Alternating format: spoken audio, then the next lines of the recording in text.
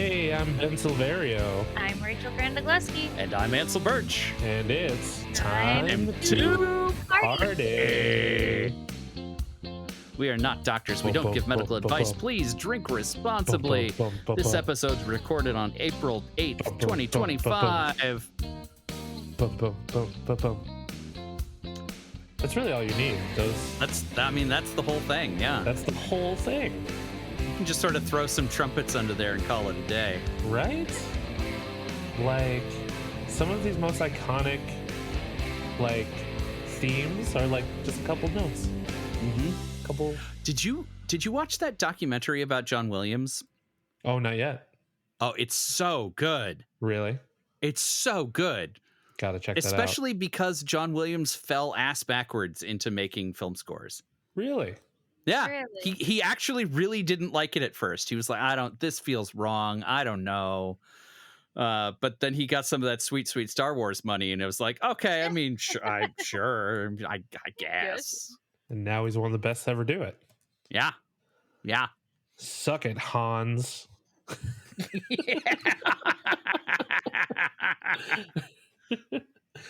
You know, that's now on my list for documentaries to watch. But number one, of course, is the Goofy movie documentary that just dropped yesterday. Oh, I didn't hear about that. But yeah, that does sound like your shit. Absolutely. Just an hour and a half of revisiting a Goofy movie and the whole process and the legacy of the movie. All about it. Okay. I mean, how much of it is just going to be talking about Powerline and the music is so good. I mean, Carter Burwell and Tevin Campbell have to be in it, right? Like, there's no way they could have done this without them. But, you know, Jason Marsden and Bill Farmer obviously are in it as well. They've done some promo for it, and it's just like them driving in a car that looks like Goofy's car. And I'm like, I love this already. Yes, please. Yes, please. When we went to Disney, there was a big Powerline number in the Halloween parade.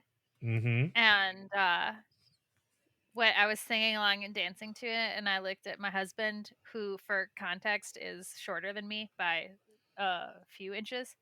And when they sang the seeing it eye to eye part, I lowered myself down enough to actually be at eye level to him. And when I tell you that I was like, oops, and this is how I got divorced at Disney.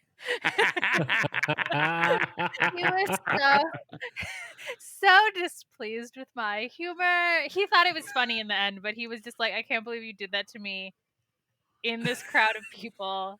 That was so funny, and I'm so mad that I think it's funny. Like, I do appreciate about Ant how he goes from mad into deeply amused. It's a roller coaster you don't see many people go on. Honestly, most of his anger is actually that he's mad at how funny he thought it was. He's like, that joke was stupid, and I'm laughing so hard, and now I'm mad at myself for thinking your stupid joke was so entertaining. Why did that get me so good? And then he's just real small, so when he's getting really mad about stuff, it's really adorable.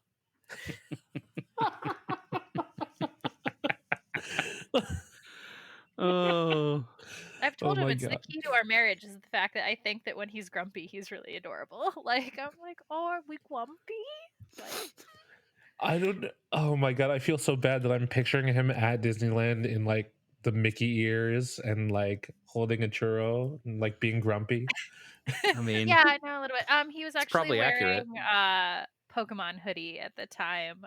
Sableye, I think. Okay. Just being really grumpy.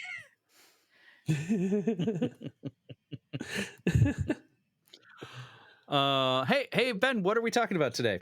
Hey, party people, welcome back to Time to Party, where, you know, we talk about stuff, and sometimes, I guess, that's like our whole deal, right? Audio today we're mostly talking about Jai Courtney. Hey, let's hope not. Favorite subject. Oh, geez. Well, even though we have to talk about that guy, we're so glad to have Rachel Granda-Gluski back with us. What up? Yeah. Thanks for having me back. It's fun. And It's been a minute since we had you on the show before. Yeah. Yeah, And I'm I glad we were able appreciate to get you back. allowing the dramatic movie genre switch, like switching from rom-coms to whatever this disaster is. Like, it was fun. There is a romance in here somewhere, kind of. Yeah. Is there?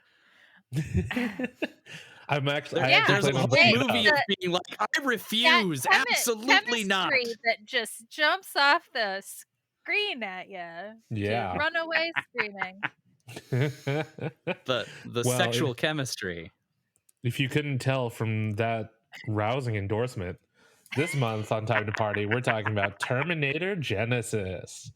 Going back to Woo! our roots, to the franchise started by James Cameron and now championed through a number of different people. If you don't know anything about Terminator Genisys, here's what Rotten Tomatoes says. When John Connor, leader of the human resistance against Skynet, sends Kyle Reese back to 1984 to protect his mother, Sarah Connor, from a Terminator assassin, an unexpected turn of events creates an altered timeline. Instead of a scared waitress, Sarah is a skilled fighter and has a Terminator guardian by her side. Faced with unlikely allies and dangerous new enemies, Reese sets out on an unexpected new mission: reset the future. That feels So like for there those are of no you, spoilers in that. yeah, there's so many. Like the entire plot of the movie. Rotten Tomatoes does not give a fuck. Honestly, it might do you some favors. That's very true. They were like, no one's gonna watch this. Yeah, for You're those gonna of be you, so high when they watch this. Just let's give them a shot. right? What's the Rotten Tomatoes score? Oh, that's a good question. You're just now. Tomatometer 26. Yeah. Is that what I'm seeing? 26. Yep. And then the popcorn meter is 52. But That feels generous. yeah, Letterboxd has it 2.2 out of 5. Nice. Yeah, it's not No. very well received. But if you are familiar with the Terminator franchise, basically forget most of what you know when you go into this one, because it basically ignores 2 whole movies. Yeah. And is a direct sequel to Terminator 2, which is widely regarded as one of the best sequels ever made. But then you get this stuff, and it's a movie. I mean, I do have to respect the audacity of doing a branch timeline movie that covers a lot of the same material that you've already done. Yes. But using the branch timeline as also an excuse to recast most of the film and not acknowledge it in any way. Yeah. It's a choice. So, Rachel, you mentioned you are a fan of the Terminator franchise. Yes. How does this stack up to the rest of the films in the franchise Poorly. for you? Poorly. I mean, so like I said earlier, I do really enjoy bad action movies. So there's a part of me that still likes this movie for its over the topness, whereas you can actually appreciate like Terminator 1 and 2 for being like fairly well done films that are interesting and were very unique for the time. This film is kind of almost like it treads the line of being like so bad it's still entertaining. Like, and so I still kind of get a kick out of it. Like, I don't hate this movie. But I will admit that it's terrible. But like sometimes you want to watch a terrible movie. Sure. See, for me, there are 1 or 2 things that were good ideas in this movie, but then the execution and then bringing it all together, not the best. Yeah, I would agree. I think I actually really like the twist of John Connor being spoilers, by the way. Yeah, let him loose. Yeah. I actually really enjoy the twist of like Terminator John Connor and like how he's the bad guy. Like that was fun. And actually the first time I ever watched this film, I was like, oh wait, shit, like cool. But it almost would just be more interesting if they were only fighting Terminator John Connor. Yes. As opposed to the then amorphous blob that is Skynet and Genisys. And I feel like both of those ideas are good ideas, but when you mash them up together, it creates too much going on. You know, it's convoluted at that point. Yeah. It gets very messy. And it's also like they never address how John Connor was able to find them. Mm-hmm. They never really address it. It never makes sense how he just showed up in 2017, was like, hey, I found you guys. How? How did you show up no, there? they did. They did. Did they? Because he traveled to 2014 and started working with Genisys. Mm-hmm. Oh, okay. And so he did the same thing that Arnold the time did. jumping gets really confusing at various points. Yeah. I feel like the most confusing bit of time jumping is when Matt Smith's Skynet shows up at the beginning, because they don't really address that Skynet is from a different timeline. Yeah. Because, like, if they had just expanded Matt Smith's character a little bit, then it would have made a little more sense, and then at least the plot could have been a little bit more cohesive. But by limiting him to 2 scenes, one of which where he's, you know, just a hologram, like it wastes him. It's really unfortunate because Alan Taylor, the director of this movie, is very good. I feel like he makes things feel tangible. That's why Thor: The Dark World, I think, worked on a level, because he made Asgard feel real. So there are elements of Genisys where, to me, he makes it kind of believable that this is the world that we're in, but he somehow gets saddled with, oh, hey, we have a former Time Lord in the cast, and we're going to make you waste him. Yeah. It's weird that it's happened twice. Here's the nit that I want to especially pick with that. We have this moment where we're first introduced to him in the pile of humanity as Reese is being pulled away, and he says a super ominous line as though Reese is supposed to recognize who the fuck he is, but then we don't time loop back on it. No. Like, that character we should have seen that guy leave the final confrontation and be like, ha, I'm leaving. And that's, you know, just to establish, you know, how all of this loops back and why he recognizes. And at least that would have given it some kind of sensical, like, time travel shenanigans reason for being, as opposed to just setting up the John Connor double fake, I guess. Yeah. I also feel like this movie really lost an opportunity with the 80s flashback to just have a lot more fun with that. Oh, yeah. Like, nobody in the 80s flashback looked 80s. No, not at all. Not in the slightest. And I was like, that's such a bummer, because, like, it could have been really fun and really campy to kind of embrace the, like, 80s campiness, and they really just didn't do anything with it. Actually, did they go back to the 80s? They did, yeah. Yeah. That was the first time jump. With the T-1000 and the Griffith. Yeah. Yeah, I suppose that was. For some reason, I thought it was supposed to be the 90s in that jump, but you're right. Yeah, because it was supposed to be the same time that she would originally have been picked up. You can't tell unless you read the little time things that pop up, and if you miss any of them, like the one that you brought up with John Connor when he goes back to 2014, if you miss them, you're just confused. Yep. Well, and he actually says it out loud. Oh, does he? Like, when they first meet him, he says, like, yes, I jumped back to 2014 and installed myself in the company. You know, the way a villain would. I've just been working with Skynet. That's not suspicious or weird. I'm just a good guy. Yeah. I mean, I guess Terminator also worked with Skynet for several years, so yeah, because he helped build that facility. Remember, that's the whole. True. He did. That's how we magically were able to get access to all the secret sections underneath, and how he knew there was a panic room. Don't worry, I can get us to the climax. Walk briskly while I try to make this sound justified. Says every Arnold movie, like, ever, almost. I mean, You got to get to that third act somehow, and It's true. plausibility is not an option. And, it's unfortunate that they can't all be as fun as Last Action Hero. Truly. I love that movie. Talk about a movie that can have fun with, like, being in different time periods and shit.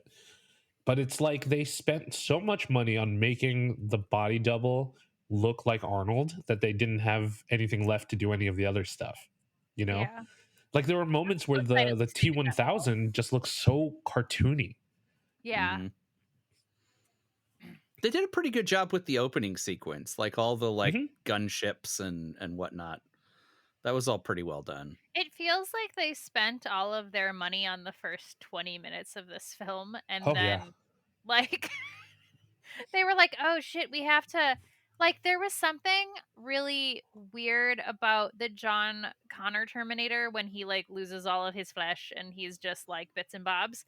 There's something weird about his proportions. Yeah. And I was like looking at it and I was like, what? I don't know if it's the torso or like the hip width or whatever it is, but he also looks very cartoony. Like all of the Terminators except for the redone Arnold, which does look very good, are very cartoony. Did he look too big? I mean, yes, but he did kind of look too big in the Arnold bodybuilder of that age. I guess. Like, I think he was entertainingly large. Like he was entertainingly large. It's just every once in a while when he turned, I thought he was the Incredible Hulk. That's a different movie. That was the giveaway. Different color too, but also that bit where they're like, oh, the skin still ages. I'm like, what? That's why? What would why? cause that? Like it's supposed to be artificial skin, right? Like no, because the early Terminators, it's real skin. Oh, like that was because anything that wasn't inside of skin couldn't travel through time. Yeah, How that's a good point. Keep the skin alive. That is a question we've never addressed. That was my immediate question what I was when I getting saw to that there. part. I was like, but how? Yeah. How is the skin alive and to age? Let's not talk about Arnold's moisturizing routine in between that time jump when he grows his face back. Speaking of Doctor Who, moisturize me. Yeah. Yes. This movie definitely also has like a really weird, like it couldn't make up its mind, and at some points it really contradicted itself about the whole idea of the like things changing and timelines and things being foreseen, but also like making your own choices and things that were fated but then not fated but then actually still fated because they did the same thing anyway. Like at the end where she was like, I get to choose, and then I can like do anything I Kyle want. Reese anyway. Yep. I was like, well, he was right there. It's literally the only man she knows. Yeah, because she spent her entire life preparing for his arrival, like to not fall in love with him stubbornly because she's her own woman, and everyone who falls in love with her gets hurt. Which God, I mean, so whiny. And I hate saying that about female characters. I can see the beginnings of a good plot story there. She had so much potential to be really badass and was instead kind of whiny. And I was like, girl. And she still wasn't the worst part of the movie. Oh, yeah. Because she's not Jai Courtney. Correct. That is apparently what you hire Emilia Clarke for, I guess. Which is too bad, because I think she's great. But boy, howdy, does she... I forgot about a drinking rule for the last one, so I'm going to shadily mention it now. Sneak one in one now. of the rules I threw in as a joke was drink every time their accents slip a little bit. Oh my God. All of them. It happens to all of them. It happens to all of them. I was like, why are you going to cast this many not American actors who can't do good American accents? Matt Smith's American accent in this was atrocious. It was a little bad. Those were the best takes. Those were the best takes. He almost had like a transatlantic accent at one point because you could tell he was trying and just not getting it. Yeah.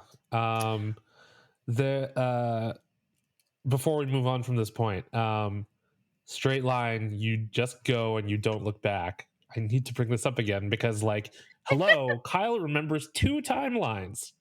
It's not really a straight line anymore. Mm-hmm. Like, that is bad advice. I'm appreciating. I looked up the Terminator franchise on Wikipedia, and someone has made a helpful graph of the timelines. And most of it is a straight line. Terminator, Terminator 2, Terminator 3, the series, and then Salvation, all a straight line. And then there's like little connectors for Battle Across Time and the Sarah Connor Chronicles and Dark Fate. Those all split off from Terminator 2 because nobody wants to do anything that follows up on the other ones. Correct. And then Terminator Genisys is just off on its own. It's not connected to any of the other ones. There are no lines. It's just a dot by itself. It's insane. Oh my God. Since you did bring up the Universal Studios attraction, that is probably the coolest thing to come out of the Terminator franchise. I used to love that. Yeah, it was so awesome. Like, I remember the billboard, like when you were driving up to Universal Studios Hollywood, just had like the skull of the Terminator, like flying out at you. Bummed I couldn't go on that ride. Oh my God, John Connor rides a motorcycle through the theater. Like, I just can't do 3D stuff. It makes me so abhorrently nauseous. I totally get that. The closest thing that they had to something like that after it was gone was the Bug's Life attraction in Animal Kingdom. It's tough to be a bug, except you replace all the Terminators with grasshoppers. And it's essentially the same thing. Also spray water on you in the Terminator one because we were not prepared. they definitely did. It was very fun. It's a 4D theater. You got to spray water on people. Exactly. Yeah. You know, I miss this period of time where Universal Studios had all these great rides based on actual good movies. You know, and instead of just having 3D screens surrounding the tram or, you know, whatever the fuck that Fast and Furious thing was. I don't know why I'm specifically pointing out the things on the tram tour, but like some of them are just bad now. It's worse to have it's worse to have King Kong as a 3D screen as opposed to having a huge animatronic that's trying to like throw you around, you know? Yeah, it probably breaks less would be my only guess. Yeah, probably. And it's probably easier to bounce back from if there's a fire on the lot again. But sure. So still, which is a better ride, Fast and Furious or Cars? Cars, 100%. So Cars good. is such a great ride. I haven't seen the movie and I enjoyed the hell out of that ride. The cars are just so good. I will say it loses some of its magic when it breaks down and they turn all the lights on. I got trapped on the Cars ride for 25 minutes. Oh man. 15 minutes in, they turned all the lights on and we learned all the secrets. That happened to me when I was at Disneyland for my birthday. Mickey and Minnie's Runaway Railway broke down like right when we got into it. And it broke down to the degree that we had to be escorted out. So we got to see all the little things and behind the scenes magic. Back hallways. Oh yeah. They're like, no pictures as you're leaving the attraction, please. But yeah, you know, we used to have proper experiences at theme parks with the Universal logo attached to them. Although now Epic Universe is supposed to be pretty good. Everything that I've been seeing coming out of this new theme park is insane. Like the Donkey Kong coaster looks like it's actually hopping the tracks, you know, like jumping across the tracks like the video game. Okay. But like the Dark Universe, which could be the subject of so many more jokes, but apparently is done really well. Like they're actually doing Universal monsters like properly in this new attraction that didn't seem like it was going to be much. But like the If audio only they could have figured out animatronics, how to do that in movies. if only. Like this one. Yeah, it's sad. Yeah. So talk to us about Jai Courtney, Ben. Yeah. Why do you hate him? I need to know. I've been pushing this back because I'm trying to bring up everything else about this movie. No, it's time. I picked But- this movie for this. It's I true. watched this terrible film again just to hear this. Just to get your take on Jai Courtney. All right. Well, here it is. Jai Courtney is the Temu version of Tom Hardy. Whenever Tom Hardy is not available, they have to call Jai Courtney. He's slightly smaller. His face takes up more space, I guess. Like, geez, there is one role that I like Jai Courtney in, and I say like only in the sense that it fits, and that's Captain Boomerang. He was a good Captain Boomerang. He was a very good Captain Boomerang, but Captain Boomerang is supposed to be unlikable, so Jai Courtney fits right in. He just has such a punchable face, and especially in this movie, his performance is so hollow. Yeah. Like he wants to be a Steve Rogers like soldier, but it's like there's something about it that I just don't buy. Mostly probably because I want to punch him in the face every time he speaks, but like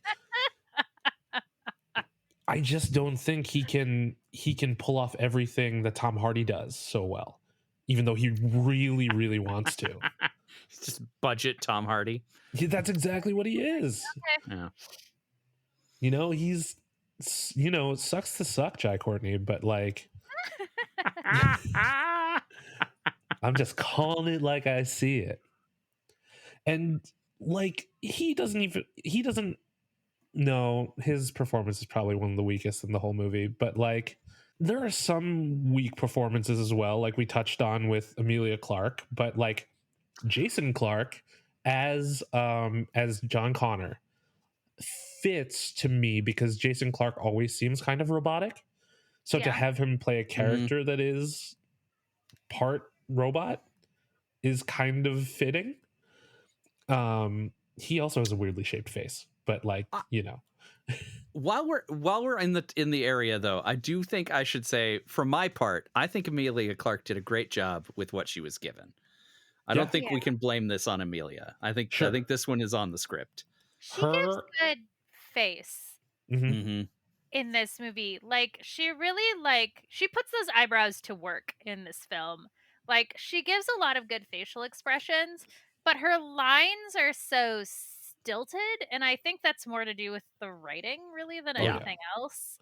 And like she's so good at being like cute and adorable that this is such a weird role for her. Like she's much better when she's being like funny and charming or kind of otherworldly like Daenerys. Mm-hmm. She's too like normal girl who didn't end up in a comedy in this movie, which does not work to her advantage at all. See, I kind of thought that was to her advantage because the whole dichotomy of her character in this iteration is that Sarah Connor should not be an action hero, but has to be. And so like she spends the whole time being completely out of her depth, but really actually in her depth.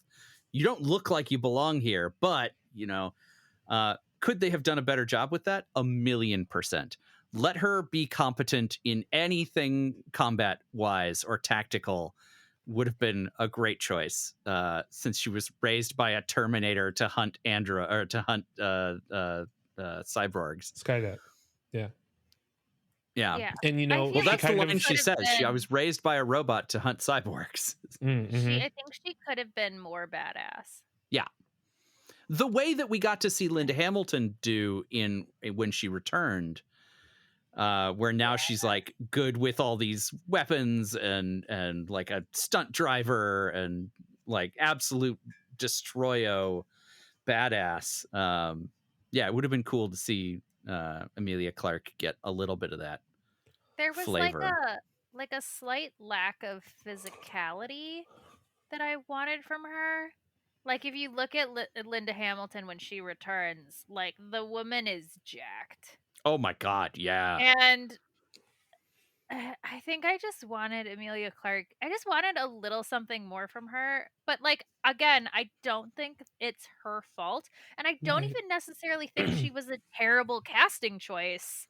It feels like choices that were made after she was cast were predominantly the issues. Like, they could have just taken her and made her bulk up a little bit. They could have made her a little bit more of an action role, not just always shooting guns and stuff.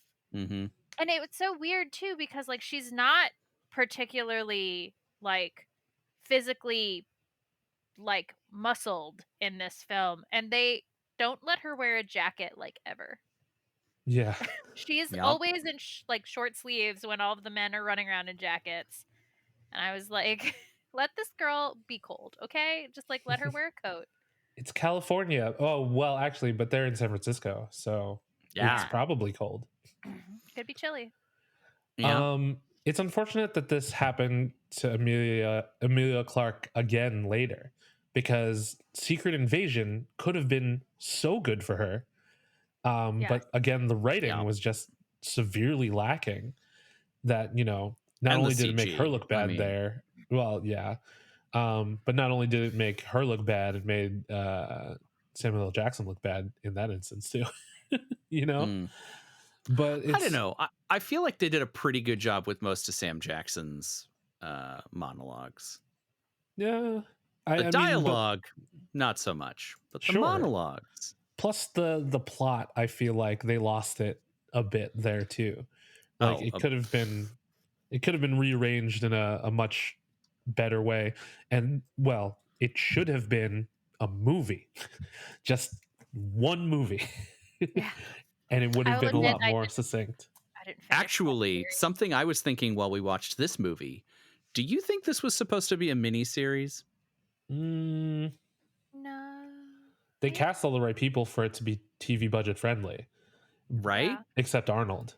It almost feels like it was supposed to be a 3-episode thing. Like the acts, each act of the film feels like it was a separate element. Sure. Yeah, they're connected, but they're connected so poorly that, if you'd had a whole week, you might have forgiven some of the like. You could let stuff go if you weren't binging it. Yeah, right.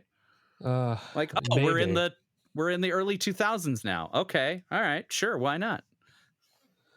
But oh man,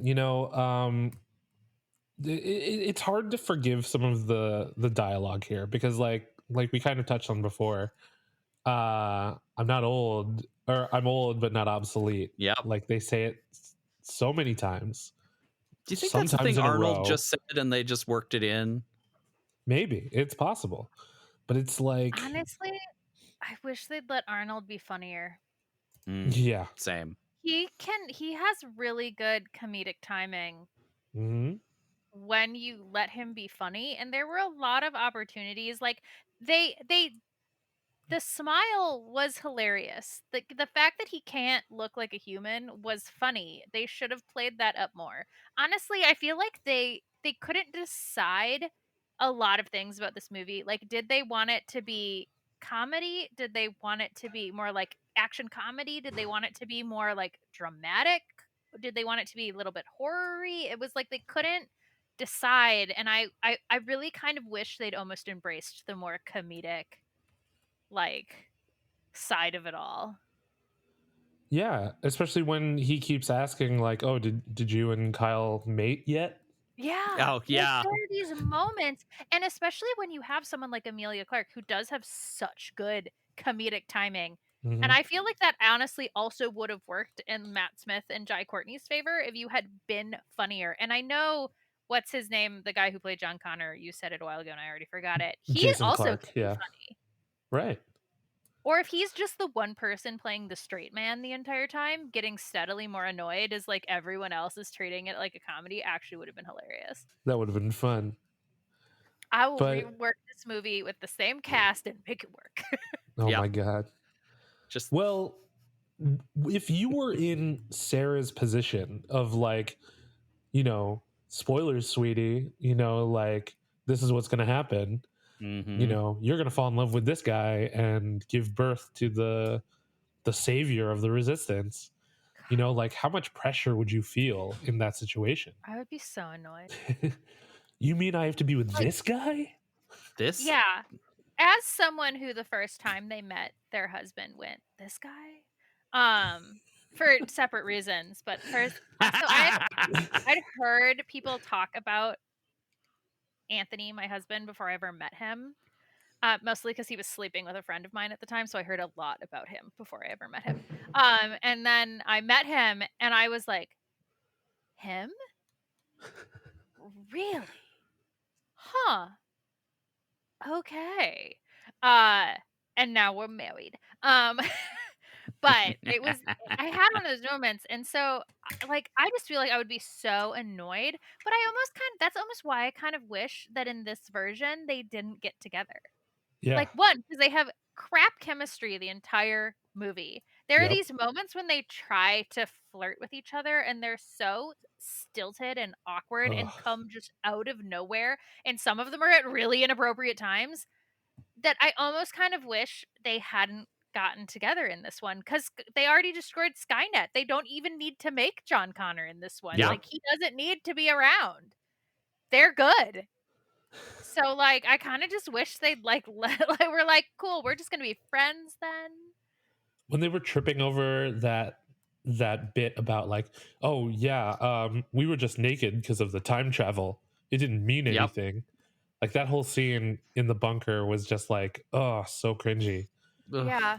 No, there were a lot of parts where Jai Courtney, for more slander, is trying to be a little bit suave and charismatic, and it's just ooh, no, girl, cover your drink and leave. There's a lot of, it's just they literally have no chemistry. And the thing is, I remember watching an interview with Emilia Clarke where she talked about shooting this film, and they apparently had a really nice friendship. But unfortunately, that reads a lot. You can tell that they were kind of two people who were buds. And so all the scenes where they have to be romantic, even their kiss is so awkward at the end. And not apparently just there was a rumor about them having dated. Really? Which I cannot imagine thinking that they were dating. Yeah, no, if they were dating during this film, it did not, because sometimes you can tell. You're like, okay, this feels a little bit too real. But it was just very it was very acting class.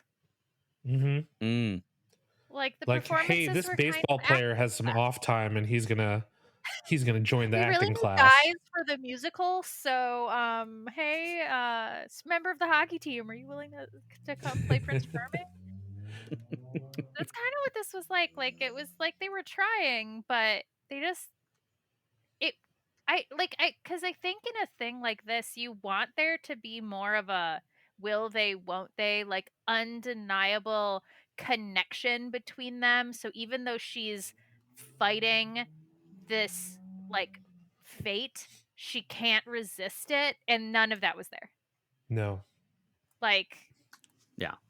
They didn't even have good banter, and I am a woman who loves to read banter, and I love enemies to lovers. I read a lot of books like that. I love banter. The banter in this was terrible. So bad. Yeah. How does it get so bad? And it's I can't even blame Jai Courtney for all of it, because a lot of it's the writing. Yeah. I mean, I don't even think he's necessarily, I don't hate him as an actor. I think he definitely has his type. And I like now that, because I think he tried really hard for a really long time to be an action hero. And when he does non-action roles, I actually really enjoy his work. He did a historical drama, romance drama, where he plays like a German soldier. And one, he has a great accent in that, so there is no reason he should suck this bad for this one. I'm gonna blame maybe a dialect coach on this film. Maybe they did not give them good enough dialect coaches, because he has an excellent German accent in that film. But he's like actually really like dynamic and subtle in it, and does a good performance, and is charming. Are you sure And it's not Tom Hardy? I actually just saw a trailer for a new movie he's doing where he plays like a serial killer, and I was like, what? Because he looks weird in it. Like they really were like, we are gonna take this guy who spent a large part of his career being hot. I said that with quotations because you can't see me on this podcast. Being hot, quote unquote, and really worked to make him not hot for this. And I was like, I'm intrigued. Because he looks roll creepy. I mean, now I'm a little curious. There's a lot of ways that you can dress up a turd.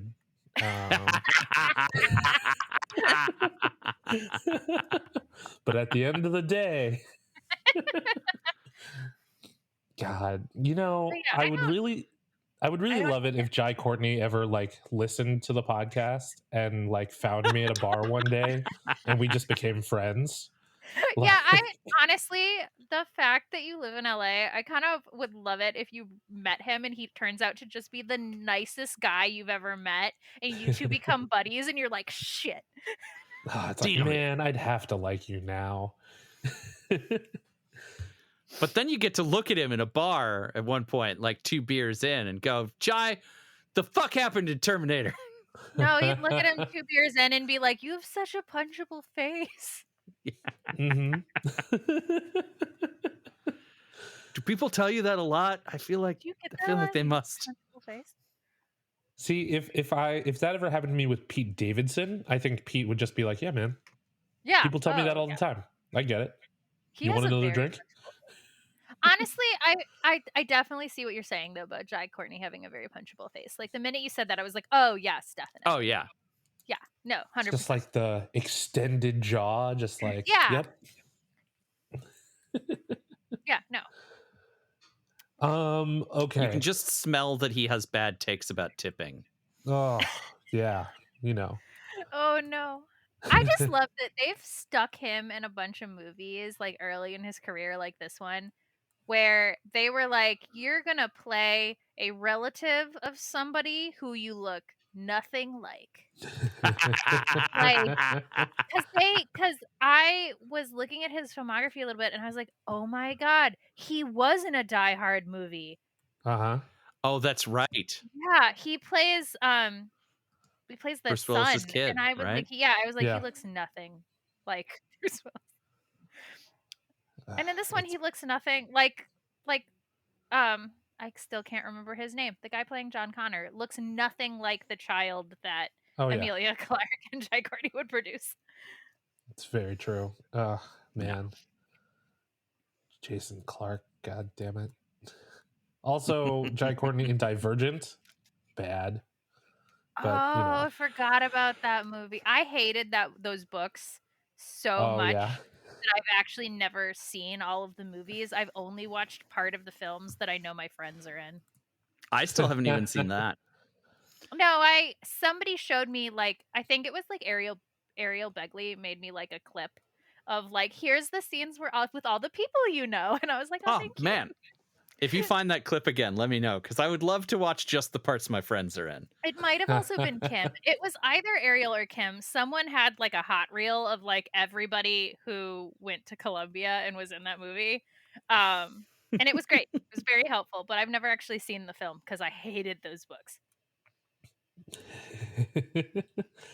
Random question. What were y'all doing on August 29th, 1997? While Skynet was waking up? Can you recall? God. How old was I in 19? I would have been 10. So I would have been 10 years old in August of 1997. I was probably getting ready to start 5th grade. It was definitely oh, and I was probably at horse camp. Mm.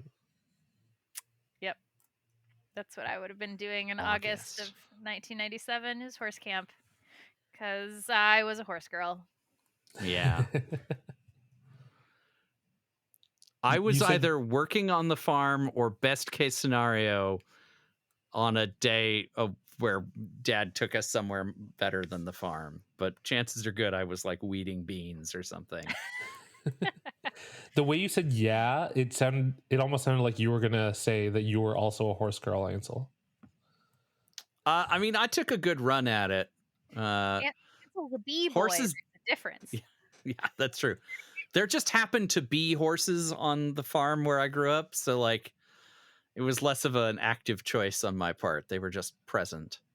Like when you said b-boy, I knew what you meant, but like now just picturing Ansel as like on a piece of cardboard, like trying to break dance, like on the farm. Context, the farm had honey. I should probably say that yes, to people who may not know Ansel. The farm where Ansel grew up had honey on it. Had honey, yes. We got honeybees. I was in fact quite fond of honeybees. Can we start introducing Ansel as a b-boy? A b-boy? Hey, why not? That's technically accurate. B-E-E boy instead of B-E-E boy. Bzzz. I got fun facts about apiaries. Ooh. That's not where apes live. No. What are those called?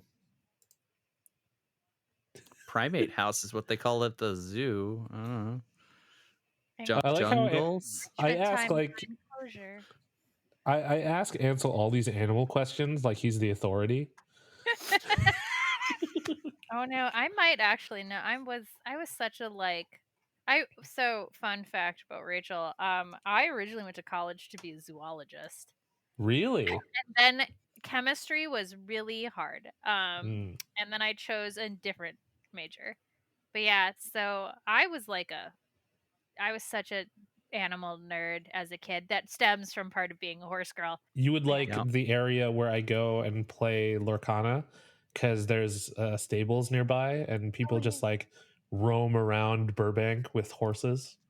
I would love that. Why not? I can't ride anymore, but I miss it. It was like a cool thing to do as a kid. You can still go and pet horses, right? And go feed them. I got to go on like a really slow trail ride last fall, and it was really fun. Aw. Hey, Ben. Hey. So August 29th, 1997. Okay. I did a quick Google.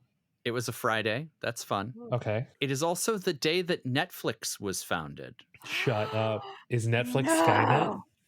Netflix Skynet was launched on Skynet Day. That's Is crazy. Netflix really that old? Yeah. I mean, yeah. Wow. You know, it's old enough that they tried to sell rentals to Blockbuster, and Blockbuster wouldn't take them. Mm-hmm. So that's pretty early. Jokes on Blockbuster. They're really kicking themselves now. Yeah. And then when Netflix had a show called Blockbuster on their service, the audacity. God. At least Randall Park was in it. Yeah. Well, that kind of ties into what I was going to bring up next, you know, because I was going to say how far are we from Skynet for real, but like the sense of reliance on machines as a society is already rampant. Oh yeah. Right. And especially for this movie where Genisys is really a smart home thing that ties all of your devices together. The fact that the Kindle on my phone talks to my actual Kindle, which talks to a tablet if I had one, your smart TV can talk to your cell phone and all your different devices. It's nuts. Mm-hmm. I don't want my stuff to be that linked. I mean, it's convenient, but then the things that the people do with that stuff is what makes it dangerous. It's like Zuckerberg and Bezos and all those dudes watched the Terminator and got the wrong message. Mm-hmm. You know, they're like, Yeah, clearly Billy Zabka is the hero of Karate Kid. You know? Well, you watch the TV shows now. I mean, yeah, it's they're definitely those people. Redemption arc. Right. Yeah, no, the Genisys I think feels a little bit too much like Alexa gone horribly awry. Like, Oh, yeah, I would say that is the element of this movie they did the best. Was like absolutely driving home in this alternate timeline. How is it plausible that Skynet still happens? And hit the nail on the head. Yeah, absolutely, that makes sense. Yeah, if Skynet was in all my devices and could just shut down society for as long as it took, yeah, I could see it. Oh, this just in, President Trump signs an executive order to initiate Skynet. I mean, it really is like kind of hilarious to think that like most people, like how lost we would be without our cell phones these days. Mhm. And like how kids can't even like write papers anymore without ChatGPT. Like Oh people my don't know God. how to do research anymore. Like it's we're really, it's just not called Skynet, but we're very close. Mm-hmm. We just don't have the cool robot part. We have all the other negatives. It's the only thing we're missing is the robot. Yeah. We were promised robots and flying cars, and we just got all the crappy bits that they don't talk about in the movies. I would give all of that up for the replicator. I'll say it a million times. Yes. The one piece of future technology I actually want. The amount of problems it would solve all by itself. World hunger, fuck it. Replicator. Yeah, but then they wouldn't price it commercially, and it would only go to the richest people. Well, that is the thing is like, is our society ready for a replicator? No. And I mean, that's not at all what this show is about. So I'll leave that there for y'all to enjoy in your own homes. I think we've learned that we're far closer to taking the Terminator route than we are to taking the Star Trek Utopia route. I have a question, actually, that this movie made me think of. It was one of the first thing I wrote down in my notes. Would you actually want to survive the apocalypse? Like if the robot apocalypse happened, would you want to survive it? No, not this one. No. I think I'd get taken out pretty early. Yeah. You know, like I can't run fast enough. Like they're gonna catch up to me pretty quickly. Yeah. I have some like support skills that might be useful, but boy, yeah, you wouldn't find me outside of the bunker we're all hiding in. Like, you know, in Demolition Man, like the guy who plays the assistant in Beetlejuice. I think that would be Ansel's role in the apocalypse. He'd be like the liaison to the robot overlords because they need somebody to press a button somewhere. They do occasionally need a few humans left.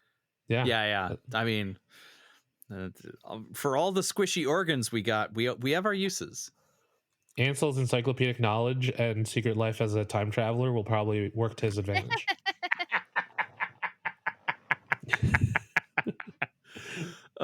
My dumb trivia about dumb trivia. They're like, listen, we need to know something about a submarine. Boy, I as luck would have it. I also think that I would actually have helpful skills being like a former farm kid. I think I would also have like applicable skills to survival, but I've always been very grateful that I live in the city of Chicago, and if they nuke it, I am gone. Yeah. we will be a shadow on the pavement. Yeah, that's very true. A faint memory. All of us live in major metropolises that will likely be targeted first. Just gone. I found once that someone posted like a map of major cities, and if they like, the thing was is if like a nuclear bomb detonated in the center of the city, what is considered the city center is where you live, what part of the blast radius it is, and I am pleased to say that my condo would just be wiped off the map. just easier. It's just easier. Really? Yeah. No, I don't want to experience that. Yeah. Yeah. I also You don't know, like being gross. That's my only thing. As I would be like, I don't like being dirty. I would freak out eventually. I couldn't you just start trying to clean these robots that are taking over. What a like, why are take. you The so muddy? apocalypse is just too gross. Yeah. Yeah, the apocalypse is too gross. That is the first rule of time travel, though. Like, you can't go to the past because everything's gross, and you can't go to the future because you're gross. Mm-hmm. That's a good, yeah. Although, as we have established in the past, if you two were to travel to the past, you'd be good, whereas I would have a bit of a problem. Yeah. Oh no, Well, I'd be in trouble. I have me far more too so many than Rachel. Yeah. opinions that are not okay for a person of my gender to hold. Well, That's true. I would be in so much trouble. And no practice keeping them to I would yourself. get burned as a witch so fast. I would say one smart ass thing and just be in so much trouble immediately. Also, I am blind as a bat. Oh yeah, So, yeah. If these break, for those we're who can't both see that I pretty. wear very thick glasses. I would not make it very far without contacts or glassware in my eyes, so I could see. Like, no, I need glasses. So I could really only go Yeah. back in the 19th century. 20th century? No. 20th century. 20th century. Late 19th, probably. 1900s. Yeah. Mm.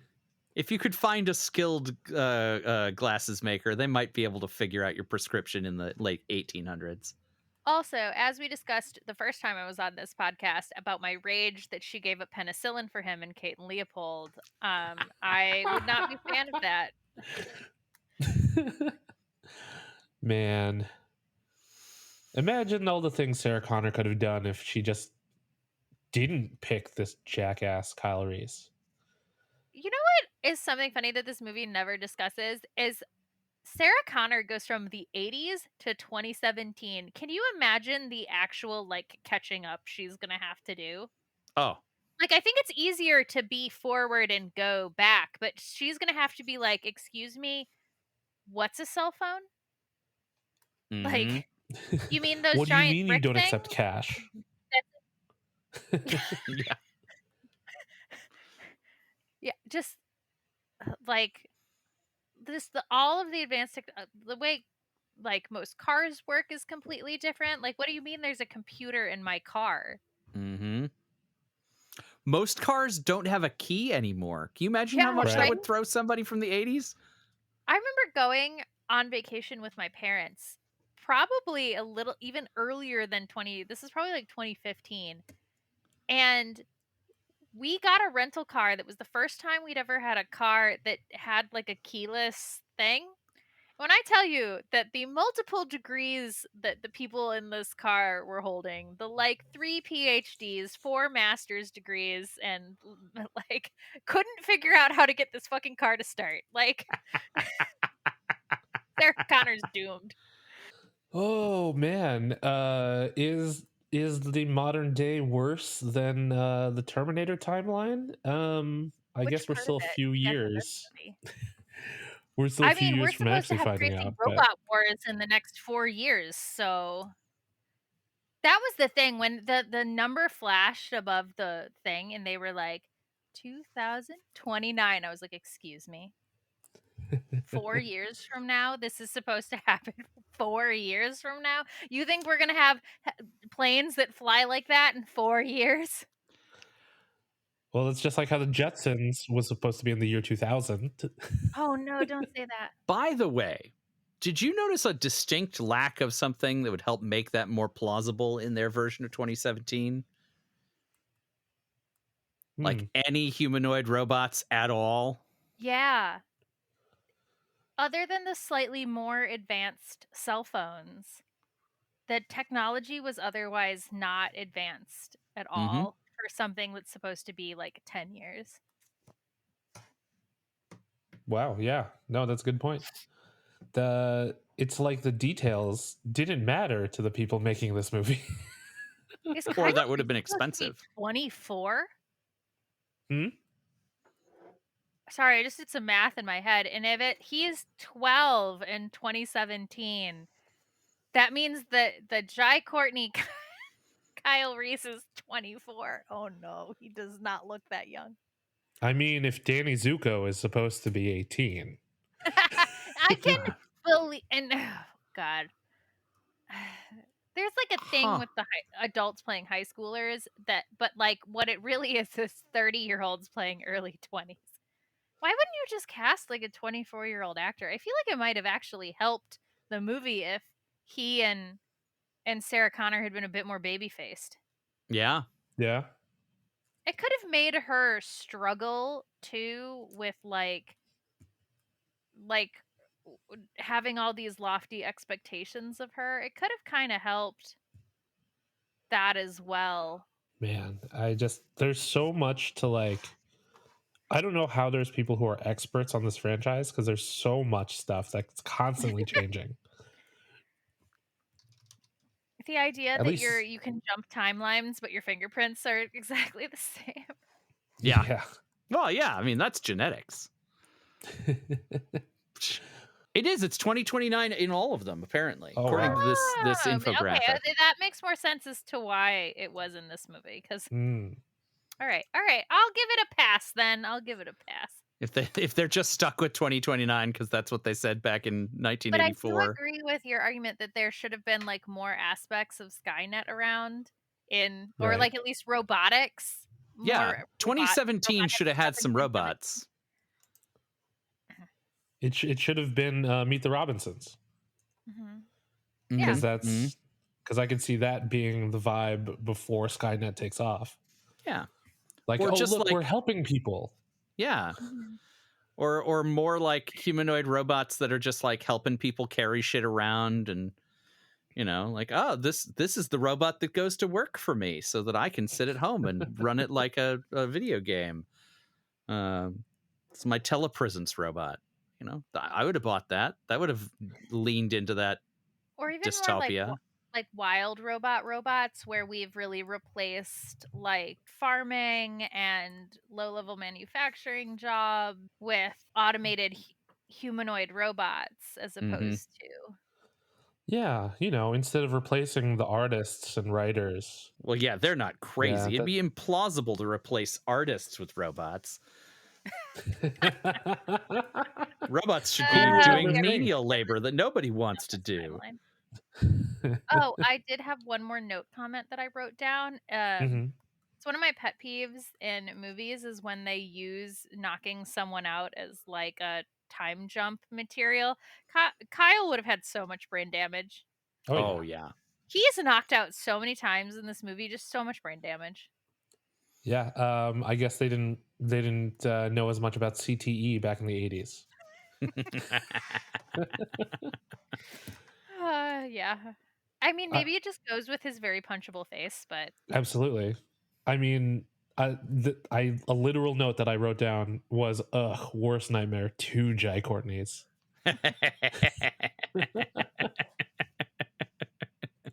All right, enough Jai Courtney bashing for one day, because the only question left really is, Rachel, Ansel, is Terminator Genisys worth your time? I think I don't remember if I talked about this in the first episode I did or not. Movies to me always kind of fall into like 3 categories. It is movies that I didn't like and never want to see again. It is movies that I enjoyed and will seek out to watch more times. And there are movies that I am kind of ambivalent about, but wouldn't really be upset if someone like asked to watch it or like put it on in the background. And this heavily falls into that category. Like, I didn't hate the movie. I don't think it's like, it's not good, but it's got enough moments that are decently entertaining that it's one of those movies you could like throw on and just look at occasionally and go, oh, huh, and then like carry on. Like, it's kind of a good like background sound. You don't really need to pay attention to it. But it's not doing active harm to you. Yeah, but I'm not like this was so bad that it will hurt me to watch it again. But I'm never gonna be like, God, I really want to watch Terminator Genisys today. Except that one time we emailed you and you said, I know the one time in my defense, I'd only ever watched this movie once before, and it was like when it came out, and so I didn't quite remember how bad it was. I think I was like, I don't think it was that terrible, and then I was rewatching and I was like, oh no, it is. Well, for my part, I actually quite enjoyed it. For on its own terms. Obviously, it is not good cinema by any stretch, but you know, lots of big explosions, some dumb timey-wimey nonsense. The time travel, I will say, at the very least, they made some attempts at clever use of the time travel tropes, especially with while they didn't pay it off very well, the idea of Matt Smith taking John Connor at the very beginning and then getting to see that paid off when we see him again and he's turned to the other side, turned traitor. You know, all of that is clever use of the time travel mechanic, and it's something I haven't seen done in exactly that way before. As a fan of the genre, this movie was it was tolerable. It was just fine. I could enjoy watching this again with some popcorn. I actually think I might watch it again on purpose if we watch another one of the Terminators that's near it, just for reference point, you know, so I can compare them. Because I also haven't seen what's the other one that's supposed to be awful? Salvation? Yeah. I will say this did kind of make me want to do like a full rewatch. Like I kind of want to watch 1, 2, and 3 and then Salvation, this movie again, and what is it, Dark Fate? Yeah. It almost gave me, I was like, why do I just want to watch all of the movies? Even though I know several of them are bad. I was like, I just kind of want to watch, like have a Terminator marathon weekend where I just watch all of them. Sign me up. Yeah, I It's totally like the Lord of agree. the Rings marathon got horribly wrong. Gone horribly wrong. Horribly wrong. So this may surprise you, but when this movie came out, I did review it back in the day, and it did end up on one of as one of my worst movies of 2015. But I did remember, you know, as I was watching, I was like, you know what? There were bits of this that I did like. I'm a sucker for time travel and alternate timelines and, you know, nostalgia sequels. In a way, this kind of revitalized the Terminator franchise to give us a little bit of a better start or restart, I should say. Fans of Arnold Schwarzenegger will probably really appreciate this because he's one of the best parts of the movie. I do. But, you know, we probably should have gotten more of Sarah and Pops to establish a bit of a, you know, stronger relationship. But like the chemistry was just so bad between Kyle and Sarah, and it's kind of funny looking back at this review because I gave it a 3.5 out of 5 because I think Generous. like what you were saying, it's kind of a good summer movie. You know, you don't really have to think about it too much. You know, and Jai Courtney aside, like there were some good things about it, and had they explored them in the right way, I think it would have been way better. So it's not like it should be completely erased. You know, I thought it was fine, and after this revisit, I still think it's fine, even though I still think Jai Courtney sucks. At the end of the day, it's just like, I'll be back. Yeah, you goddamn better. Yeah. Terminator.